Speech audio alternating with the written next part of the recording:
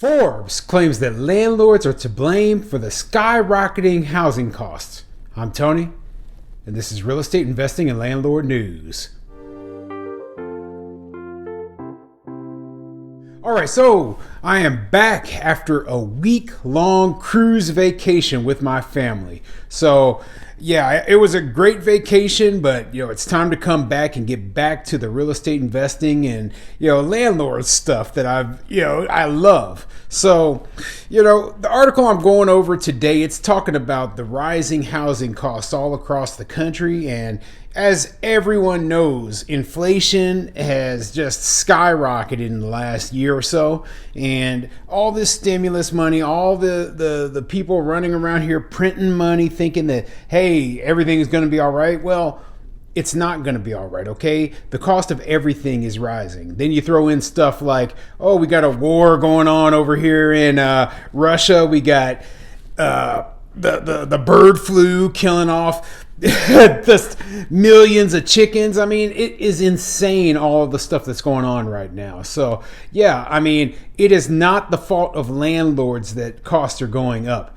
Yes, landlords are out there and we are still buying properties, right? But what we buy is minuscule in number compared to the number of owner occupants who are out there looking. And at the same time, they're not building enough new housing. So the real fault is it's just a combination of factors. It's a combination of factors that have caused, housing costs to skyrocket, that have caused rent costs to skyrocket. And sitting here and blaming landlords, it seems kind of ridiculous to me, okay? Now, before I get into the article, go ahead, hit the like and subscribe button. Maybe leave a comment down below and let me know what you think, okay? Do you think that landlords are to blame for the rising housing costs across the country right now? Do you believe that we are to blame for the housing shortages? I don't, okay? This article actually has, some stats in it. And, I don't think that the stats actually look at all of the different factors and everything that is going on right now. So that's why, I'm going to tear it apart if I can and give you my opinion, okay? So this article is coming from Forbes.com, and it says, the real reason house prices are skyrocketing, what the real estate industry won't tell you. All right, well, let's see what this article says. For more than 2 years, house prices have been increasing faster in Metro Phoenix than in any other city in S&P CoreLogic Case-Shiller Home Price Index. The median single-family house price in Metro Phoenix increased $100,000 in 2021 and is continuing to increase crazy fast in 2022, according to Phoenix MLS data. The number one reason for skyrocketing house prices. Almost everyone agrees the main culprit for our skyrocketing house prices in Phoenix and the United States is extremely low number of houses for sale. What we don't agree on is what's causing the low supply of houses for sale.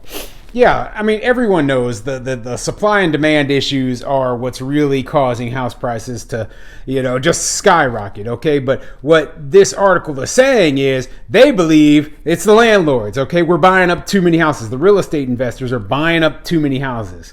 Now, let's go further into this and see, what their stats are, what their logic is behind that argument.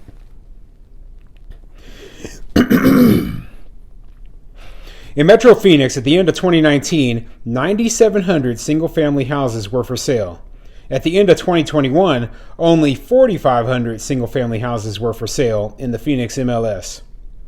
The real estate industry loves to say the only solution is to build more houses in the future. Their unspoken point is we can't stop house prices from soaring today. What the real estate industry won't tell you, the industry conveniently ignores the other part of the supply equation, the number of houses sold. The number of houses for sale is equal to the number of houses put up for sale, minus the number of houses sold. Very few houses have been pulled off the market unsold. The supply of houses for sale is so low today because investors bought up so many houses that they pulled down the supply of houses for sale. Mathematically, when investors buy more houses, fewer houses are for sale. Yeah, and that is very true. However, how does that change from before, okay? Investors have always been buying houses. Investors have always been investing in markets where they see a profit is to be made. So the only difference now is they're claiming that hey, it's the investors' fault that there's this housing shortage, right? And so what do they want us to stop buying these houses? No. What happened was when the pandemic happened, the number of owner-occupants, home buyers decreased greatly. Okay, people, they just stopped wanting to move, etc. And investors, they stepped in and they were getting great deals because people were afraid to buy at that time. So the people who were selling, they only were selling to like investors. Okay, why do I know this? Because I did it. Okay, I bought houses right after the pandemic started. Everyone was telling me, oh, the whole market's gonna crash, the sky is falling, don't buy anything right now. And I went out and I bought 4 duplexes right then. Okay.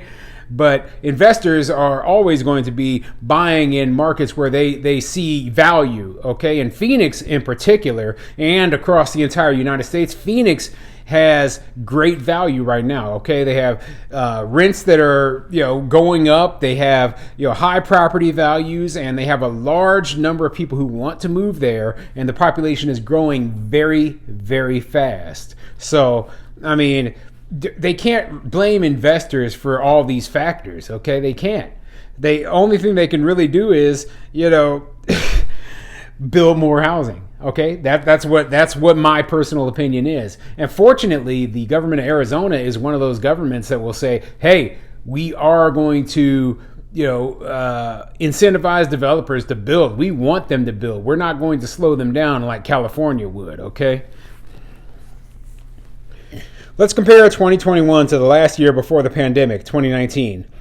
Oh, wait, I already read that. No, I didn't. Okay. Let's compare 2021 to the last year before the pandemic, 2019. At the end of 2021, we had 5,200 fewer single-family houses for sale in the Phoenix MLS than at the end of 2019. But in 2021, investors bought 5,900 more single-family houses than in 2019. If investors had bought the same number of houses in 2021 as they did in 2019, by the end of 2021, the number of houses for sale would have gone up to pre-COVID levels, and the size of the median house price increase would have gone down to pre-COVID levels. Yeah, and that is true, okay? However, the reasons that investors are buying in 2021 versus, the reason they're buying more houses in 2021 versus 2019 is because the market is hotter. Okay, they're able to make more money. They're able to make more profit. There's always going to be swings in every market just like this, okay? And there might become a time when, investing or buying real estate is less profitable, so you're going to have a lot less activity by investors. So, the arguments that they're making, I mean, if they look at, the ups and downs of the markets throughout time, I mean, after the last recession, investors were the only people buying. They were buying hundreds or thousands of houses on the cheap, right? And nobody complained about it back then because there was a huge amount of inventory. So now we're going back to the root cause, which is lack of inventory. Okay, they need to build more houses. That's it. There's no other solution than that. We need more houses. And investors, they're smart people. They know they can't find a lot of existing homes in order to invest in. So that's why this build to rent thing has gotten so popular. That's what they're literally doing, building full subdivisions of single family houses just to rent out. There's nothing wrong with that. I mean, if that is the strategy that you're going by, and then you're kind of operating it like a a very, very large apartment complex, and it works out. And so, I think these numbers are misleading. Okay, I think that they're putting way too much blame on the landlords and the real estate investors. And but let's keep going into this next paragraph. Much higher landlord purchases caused home prices to skyrocket.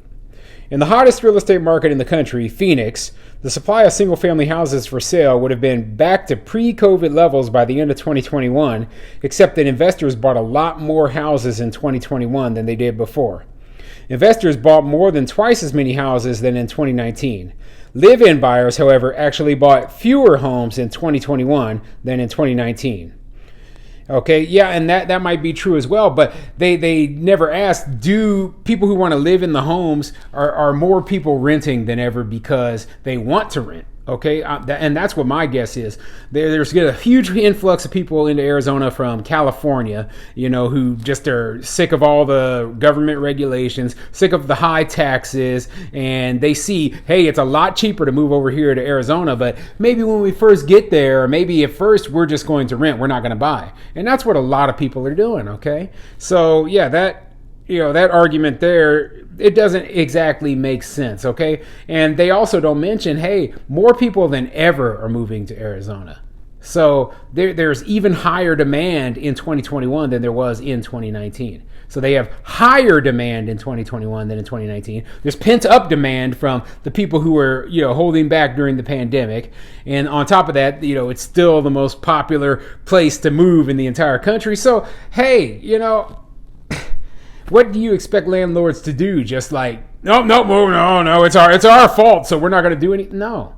What's going to happen is eventually the market will catch up. Developers out there, I was out there less than 6 months ago, and there were just new housing, new apartment complexes, new everything was being, huge, whole new giant areas were being developed out there. And, Phoenix is going to be a humongous city, and it's going to probably be like the size of LA or something at some point, just because they just never stop building. The place changes so fast and so many people are moving in. It's just insane. I lived in Arizona for 4 years, and I really do miss it, but it amazed me just how rapidly it grew and how rapidly it developed. And I made a lot of money when I sold my properties out there. But yeah, interesting article. I think that it's misleading, some of the stats that they're using, and landlords are not to blame for the skyrocketing costs. It's just it's so many different factors involved in it, and we obviously are the ones who get targeted because, hey, people are, hey, look at the rich guys over there who own the properties. It's their fault that everything's so expensive. Yeah, that's an easy way out. Okay, it's harder to say, well, with inflation and everything, costs of everything have increased, including housing. Okay, so